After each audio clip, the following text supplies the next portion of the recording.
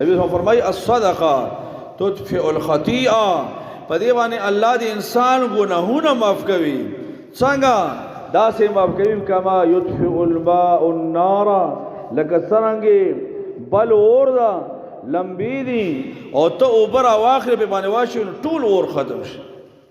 د انسان ګناهونه هغه په دې صدقې باندې داسې ختم کیږي لکه انسان دا اوبه راواخلي په اور باندې واچوي. اور چې دا د هر څه نه بیا بادم د هغې ګرمایش تپش د هغې نقصان ډېر کرته باقي پاتې کېږي، خو دا اوبه د اور د ټولو نه اهم او ضروري او بهترین علاج دی. نبی صلی فرمایي دا صدقه دا د انسان د ګناهونو ګوره په ډېرو شیانو معاف کېږي.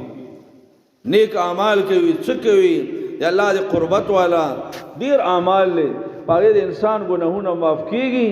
خو د ټولو نه بهترین علاج هم دا ده چې انسان صدقه وکړي، مال خرج کړي، دا داسې ختم کوي ګناهونه کما یطفئ الماء النار، لکه څنګه اوبه راواخلي او په اور باندې واچوي.